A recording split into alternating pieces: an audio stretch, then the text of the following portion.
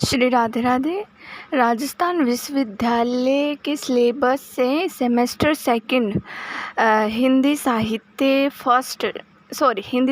Second का first chapter हानोश जो भीष्म साहनी द्वारा लिखित है, आज हम उसको पढ़ेंगे।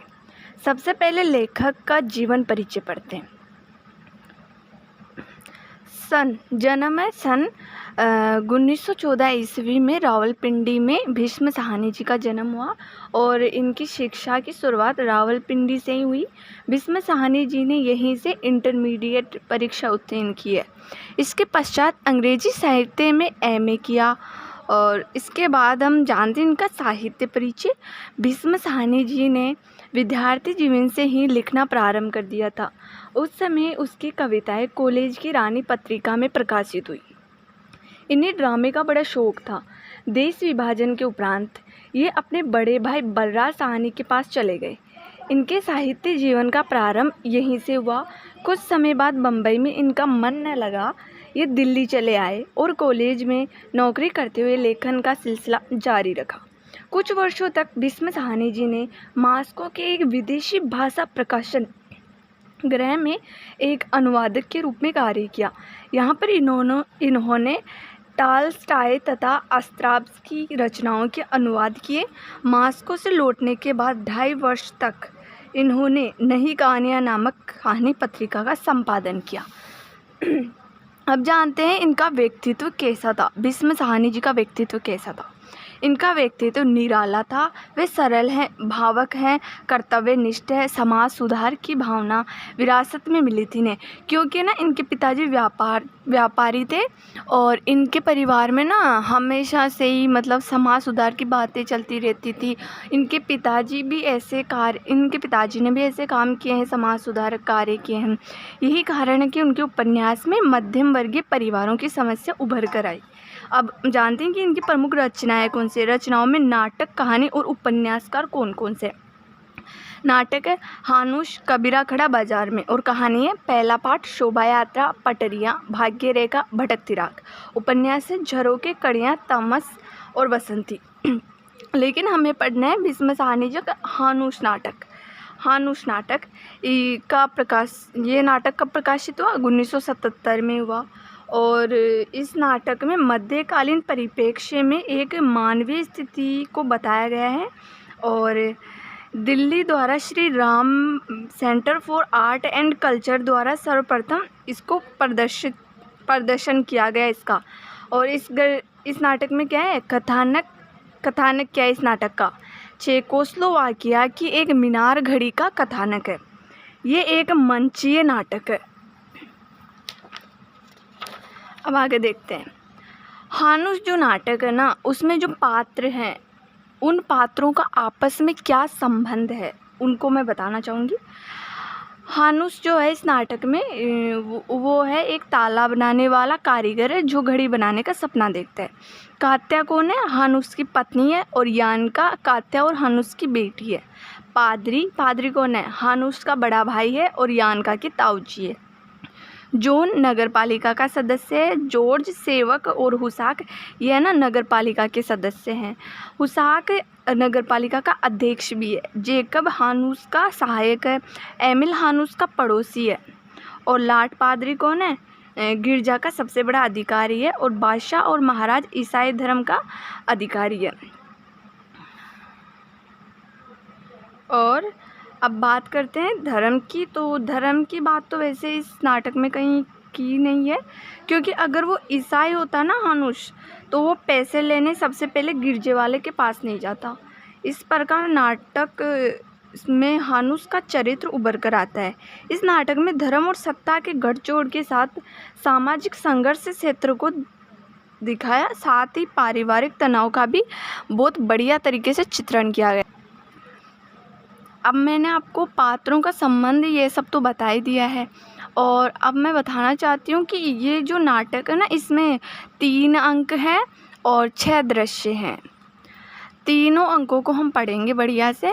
और उससे पहले मैं आपको बता दूं कि इस पार्ट के अंत में मैं आपको कुछ मोस्ट इम्पोर्टेंट क्वेश्चंस बताने वाली हूँ जो एग्ज़ाम में आने वाले हैं। क्योंकि है ना इस नाटक से ना हर बार 2 व्याख्याएँ और शायद से 2 निबंधात्मक प्रश्न हर बार यहाँ से पुट अप होते हैं, ठीक है। तो ये जो नाटक है ना, इसके प्रथम अंक में तो हानुस के घर की जो वार्तालाप है वो होती है, और दूसरे अंक में नगर पालिका के लोगों के बीच बहस चल रही होती है घड़ी को लेकर, और तीसरे अंक में वो क्या है, राजा ना हानुस को अंधा कर देता है, लेकिन फिर भी हानुस अंधा होने के बाद भी उस घड़ी को ना ख़राब हो जाती है वो, तो उसको वापस से ठीक कर देता है। अब स्टार्टिंग होती है अंक फर्स्ट की। हानुस नाटक प्रसिद्ध साहित्यकार भीष्म साहनी द्वारा रचित है और इसका प्रथम अंक है। प्रथम अंक स्टार्ट हो रहा है। कात्या कहती है अपने पति हानुस से बहुत दुखी है, क्योंकि वह पहले तो ताले बनाता था पर अब उस काम को छोड़कर घड़ी बनाने में लगा रहता है। कात्या चाहती है कि वह ताले बनाए और अन्य कोई ऐसा काम करे जिससे घर खर्च चलता रहे। वह इस बात की शिकायत हानुस के बड़े भाई पादरी से कर रही है। अब देखो पादरी क्या कहता है, कात्या से कहता है कि अगर हानुस घड़ी बनाने में कामयाब हो जाए तो ये देश में बनने वाली पहली घड़ी होगी। फिर से कात्या कहती है पादरी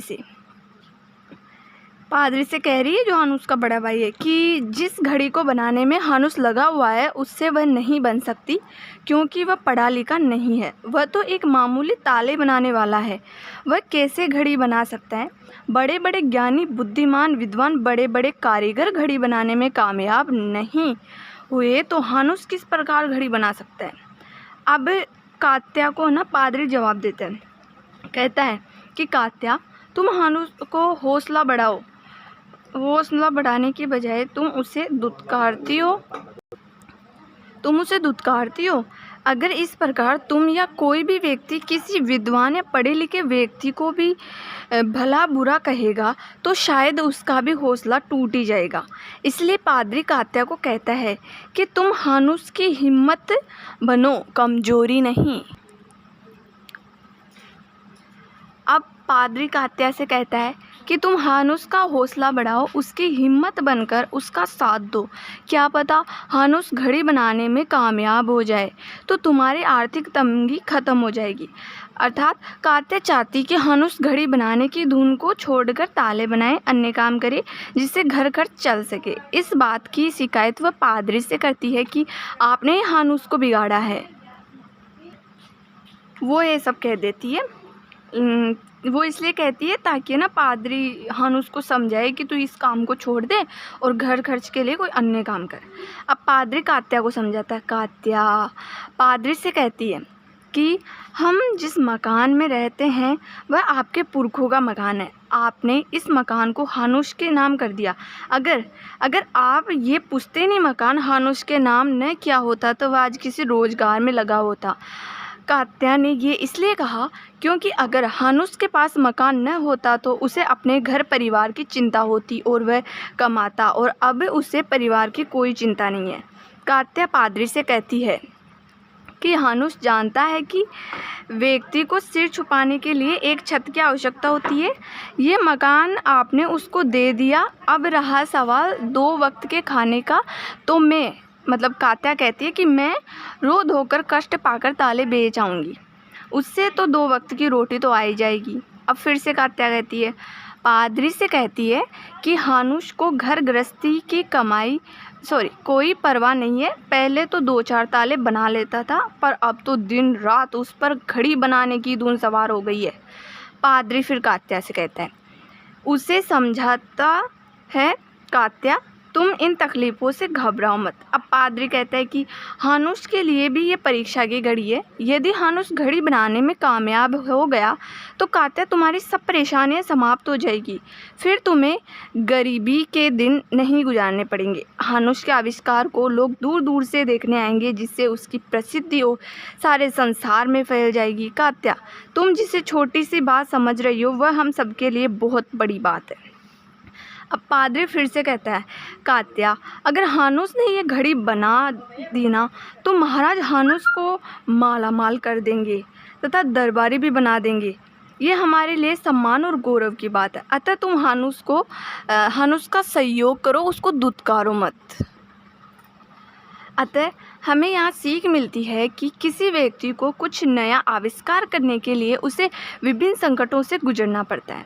अब कात्या पादरी से कहती है, जो हानुस का बड़ा भाई है, कि बुद्धिमान लोगों ने बताया कि जो मनुष्य अपने बीते हुए समय में शिक्षा नहीं लेता है ना, वह वर्तमान में अंधा होता है तथा भविष्य में भी अंधा ही रहता है। अर्थात कात्या हानुस के बारे में पादरी से कहती है अर्थात बीते हुए समय में शिक्षा लेने के साथ उसे सबक भी लेना चाहिए। जो मनुष्य बीते हुए समय में शिक्षा नहीं लेता है वह भविष्य को भी नहीं देख पाता। अब कात्या फिर से कहती है, भूतकाल एवं भविष्यकाल दोनों को ही मनुष्य को देखना चाहिए। अब पादरी कहता है कात्या से कि जो बीत गया उसे तुम भूल जाओ। कात्या पादरी को जवाब देती है कि तुम कहते हो कि पीछे मुड़कर मत देखो, परंतु आप ही बताओ कि मुझे हानुस से विवाह करके क्या मिला? कुछ भी नहीं मिला। कात्या आगे कहती है, जब मेरा विवाह हानुस से हुआ था उस समय मेरी उम्र बहुत छोटी थी और उस समय हानुस को घर में कोई पूछता तक नहीं था, अर्थात तब वह घर में महत्वहीन था। जब पति का ही कोई महत्व नहीं हो, मुझे कोई क्यों पूछता? अब कात्या फिर से कहती है, पादरी से कहती है कि संसार में उसे आदमी की इज्जत होती है जो जिसका पति धन कमा कर लाता है। अब कात्या कहती है कि मेरा पति हानुस सभी को पिछगुल्लू यानी पिछड़ा हुआ था और आज भी उसका यही हाल है। इसके हालात में कोई सुधार नहीं हुआ। हानुस की दयनीय दशा सुधरने के बजाय और ख़राब होती जा रही है। पादरी कहता है कि इन सब बातों को भुलाकर तुम घड़ी बनाने में उसकी मदद करो। पादरी कहता है कि अगर आदमी को उसकी पत्नी का विश्वास मिले तो वह दुगने जोश से काम में जुट जाता है। अर्थात पादरी का ये सब कहने का अर्थ है कि वह हानुस का संयोग करे, उसे दुत्कारे नहीं। कात्या फिर से कहती है, पादरी को जवाब देती है, आपने जो कुछ भी मुझसे कहा मैंने सुन लिया। अब कात्या कहती है, भाईजान मेरे बच्चों को खाना भी नसीब नहीं हो रहा और आप कहते हैं कि मैं घड़ी बनाने में हानुस की मदद करूं? आपसे कुछ भी छुपा नहीं है। मेरे घर परिवार के हालात आपके सामने हैं। आप सब जानते हैं मेरे बच्चों के कपड़े पुराने होकर फट गए हैं। क्या यह हानुस को दिखाई नहीं देता? क्या वह घड़ी के पीछे इतना अंधा हो गया है? अब कात्या कहती है कि हमारे घर में ईंधन खत्म हो गया है, हमारा घर सर्दी में गर्म नहीं हो पाता और हमारा सारा परिवार सर्दी में ठिठुरने के लिए मजबूर है। ये सब हानुस से छिपा थोड़ी है, सब जानता है वो, पर अंधा हो गया है घड़ी बनाने में। आप ही बताइए ऐसी स्थिति में मैं हानुस को कैसे उत्साहित करूं? कात्या पादरी से कहती है कि ये काम मुझसे नहीं होगा, मैं हानुस का हौसला नहीं बढ़ा सकती। अब कात्या फिर से कहती है कि मैंने अपने पति हानुस में बस इतना ही कहा था कि 1 महीने में कम से कम 10 ताले बना दिया करो, ताकि इससे जो कोई कमाई होगी उससे घर घर चल जाएगा और जीवन निर्वाह होता रहेगा। मेरा पति इतना भी नहीं कर पाता। कात्या पादरी से कहती है, अपनी दयनीय दशा बताते हुए कहती है कि घर के खर्चे चलाने के लिए मैंने अपने कपड़े गहने सब बेच दिए हैं। ये तो आपका भला हो कि हमें सिर छिपाने के लिए घर दे दिया, तथा गिरजे वाले भी हमारी थोड़ी आर्थिक रूप से सहायता कर देते हैं, वरना पता नहीं हम कहाँ ठोकरे खाते फिरते, ये हमें भी नहीं मालूम। अर्थात कात्या बहुत परेशान है। हानुस को जब से घड़ी बनाने की धुन सवार हुई है तब से कात्या का घर चलाना मुश्किल हो गया है। अब कात्या पादरी से कहती है कि अब घड़ी के कलपुर्जों के पैसे भी हमें ही जुटाने होंगे, ये काम हानुस के वश का नहीं है। पादरी कात्या को जवाब देता है कि ये इतना आसान नहीं है कात्या कि तुम घर खर्च भी चलाओ और घड़ी के पुर्जों के पैसे भी जुटाओ। कात्या पादरी को जवाब देती है कि गिरजे के अधिकारी भी आर्थिक मदद कब तक दे सकते हैं? जब हानुस ने घड़ी बनाने के लिए गिरजे से मदद मांगी तो वे कुछ सहायता दे दिया करते थे, परंतु अब वो भी सहायता नहीं देते। कात्या कहती है कि जिस घड़ी को बनाने की न शुरुआत हुई न समाप्ति, फिर क्यों कोई जानबूझकर अपना पैसा लगाएगा? कात्या आगे कहती है कि आदमी कहीं भी पैसा लगाता है तो सोचता है कि वहाँ से 2 पैसे आएंगे, परंतु यहाँ तो एक भी पैसा नहीं आ रहा। कात्या कहती है, पादरी से कहती है कि हानुस से घड़ी नहीं बनेगी, क्योंकि ये पढ़े लिखे आदमी का काम है, किसी अनपढ़ का नहीं। इसलिए आप हानुस को समझाएं कि वह घड़ी बनाने की जिद को छोड़ दे और घर गृहस्थी पर ध्यान दे, अपनी और अपने बच्चों की ज़िंदगी बर्बाद ना करे। अब आगे यानका, जो हानुस की बेटी है, उससे हानुस से कह रही है। यानका कहती है, अब तो घड़ी बन जाएगी ना? हानुस कहते हैं यानका से कहता है कि भगवान ने कृपा की तो ज़रूर बन जाएगी। तब यानका अपनी माँ कात्या से कहती है कि माँ, सभी लोग कह रहे हैं कि हानुस द्वारा बनाई जाने वाली घड़ी बनकर ही रहेगी, इसमें कोई संदेह नहीं है। यानका अपनी माँ से कहती है कि तुम यूं ही पिताजी पर घड़ी को लेकर व्यंग्य यानी ताना करती रहती हो। अब यानका कहती है, अब यानका ने अपने पिता हानुस के पास जाती है और कहती है कि पिताजी, जब मैं छोटी थी तब आप मुझसे कहते थे कि जब घड़ी बनकर तैयार हो जाएगी तथा किसी ऊंची मीनार पर लगेगी तो सबसे पहले उसमें से एक छोटी सी खिड़की खुलेगी और लाल कलंगी वाला श्वेत मुर्गा पंख फड़फड़ाते हुए बाहर आएगा तथा बांग देकर सभी लोगों को जगाएगा। जिस प्रकार मुर्गा बांग यानी आवाज़ देकर जगाता है, उसके पश्चात 5 संत बारी बारी से उस खिड़की से आकर सभी को दर्शन देंगे। लोग उनके दर्शन करेंगे, फिर उनके चले जाने के पश्चात खिड़की अपने आप बंद हो जाएगी तथा घड़ी बजने लगेगी और वक्त बताने लगेगी कि समय क्या हुआ है। यानका अपने पिताजी से पूछती है, बापू इस प्रकार की घड़ी बनेगी ना? इस प्रकार यानका अपने पिता से घड़ी के संबंध में विश्वास व्यक्त करती है। अब हानुस कहता है यानका को, बेटी ऐसी घड़ी बनेगी। वो यानका से तो ये कह देता है, पर वो थोड़ा परेशान भी है। अब इसके बाद पादरी हानुस को ऐसी स्थिति में देखकर कहता है, पादरी हानुस को अपने जीवन की एक घटना सुनाता है। उसका बड़ा भाई कहता है कि एक बार ये बात चली कि गिरजाघर में मुझे छोटा लाट पादरी यानी गिरजाघर का अधिकारी बनाया जाए। जब मुझे ये समाचार मिला तो मैं उत्तेजित हो गया, मेरी रातों की नींद उड़ गई। मैं इतना खुश हुआ कि सारा वक्त मेरी आंखों के सामने छोटा पादरी दिखाई देने लगा। अब हानुस का बड़ा भाई कहता है, मैं दिन रात बस यही सोचता कि कब मेरे सीने पर चांदी के झिलमिलाता चमकदार सलीब लटकेगा। मैं कभी एक बड़े पादरी से मिलने जाता तो कभी दूसरे से, कभी तीसरी से। अपने बड़े भाई की बातें सुनकर हानुस को हंसी आ गई कि क्या पादरी लोग भी रात को नहीं सोते? अब हानुस बीच में ही कहता है कि उन्हें तो बेचैन होने का कोई कारण ही नहीं होता। इसके बाद हानुस का बड़ा भाई, जिसका नाम पादरी है, वह कहता है, उसके बाद मुझे पता चला कि गिरजाघर में जो छोटे लाट पादरी की पदवी मुझे मिलने वाली थी, वो पदवी किसी और को दे दी गई, जो पादरी उम्र में मुझसे 8 साल छोटा था। अब पादरी कहता है, जो हानुस का भाई है, ये समाचार सुनकर मैं बहुत ज़्यादा व्याकुल हो गया। उसका व्याकुल मन कहने लगा कि पादरी की वेशभूषा उतारकर जंगल में चला जाऊं। परंतु एक दिन चलते चलते हानुस के बड़े भाई यानी पादरी को अंतरात्मा की आवाज़ आई, तुम नगर के गिरजे के पादरी हो और इससे अधिक तुम कुछ भी नहीं हो। वह स्वयं से कहने लगा कि तुम्हारा काम है धार्मिक प्रवचन सुनाना, शेष समय ईश्वर की भक्ति में लगा दो। अपने अंतरात्मा की आवाज़ सुनकर पादरी का मन शांत हो गया, उसकी सारी व्याकुलता समाप्त हो गई। पादरी चाहता है कि हानुस की भी उनकी तरह शांत और स्थिर हो जाए। इस प्रकार हानुस का बड़ा भाई पादरी हानुस को सीख देता है कि मन की एकाग्रता, स्थिरता, शांति के द्वारा मानव सफलता प्राप्त कर सकता है। अब नाटक के अगली पंक्तियों में देखते हैं। अगली पंक्तियों में कात्या और लोहार के बीच वार्तालाप हो रही है। कात्या कहती है लोहार से कि मैं कुछ नहीं चाहती, बस 2 वक्त की रोटी चाहती हूँ। लोहार कहता है सही बात है। कात्या लोहार से कहती है कि तो तुम आए दिन उसे कमानियाँ बनाकर क्यों देते हो हानुस को? यहाँ कात्या बहुत परेशान है। वह लोहार से कहती है कि जब तुम्हें पता है कि हानुस कुछ नहीं कमाता, वह घड़ी के पीछे पड़ा है, मेरे परिवार को वक्त की रोटी भी नहीं मिल रही है, फिर भी तुम उसे घड़ी बनाने के लिए बढ़ावा दे रहे हो, कोई अन्य काम करने के लिए क्यों नहीं कहते? लोहार कात्या को उत्तर देता है कि कात्या भी, मैं लोहार हूँ, मेरा काम लोहे का है, पर मेरा दिल लोहे के समान कठोर नहीं है, कोमल है, इसलिए आप मुझे डांटिए मत। अब लोहार कात्या को हानुस के बचपन की बात बताता हुआ कहता है कि हानुस जब छोटा था तब मेरी दुकान के सामने दिन भर खेलता रहता था। वह पूरा दिन मुझे धोखने चलाते देखा करता था। उस समय भी मैं ये कहा करता था कि ये लड़का एक दिन भविष्य में कोई बड़ा काम करना आरंभ करेगा। जब हानुस ने घड़ी बनाने का फैसला कर ही लिया है तो मैंने सोचा कि इसे घड़ी बनाने की प्रेरणा मेरी दुकान से ही मिली होगी, तो मैं इसकी सहायता क्यों ना करूं। मैं तो इसे हौसला ज़रूर दूंगा, इसकी सहायता करूंगा ताकि ये सफल हो जाए। अर्थात बूढ़ा लोहार हानुस के प्रति आत्मीयता दिखाता है। फिर हानुस आ जाता है हानुस लोहार से कहता है कि मेरी कमजोरियां मुझे आगे नहीं बढ़ने देती, मुझे जो मिला है नसीब से मिला है। बड़ा भाई बीवी और आप नसीहत देते रहते हैं, आखिर मेरे इस छोटे से दिमाग में कितनी नसीहत समा पाएगी।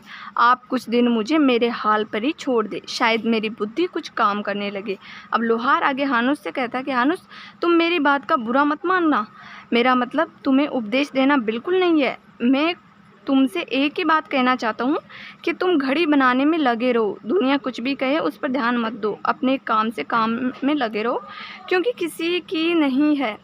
दुनिया किसी की नहीं है। अगर तुम सफल हो जाते हो तो वह लोग तुम्हारी तारीफ करेंगे जो कभी तुम्हें पीछे खींचते थे। और क्या हुआ, गिरजा वालों ने तुम्हें आर्थिक मदद नहीं दी तो मैं करूँगा तेरी मदद। गांव नगर जाकर प्रत्येक लोहार से पैसे इकट्ठे करूँगा और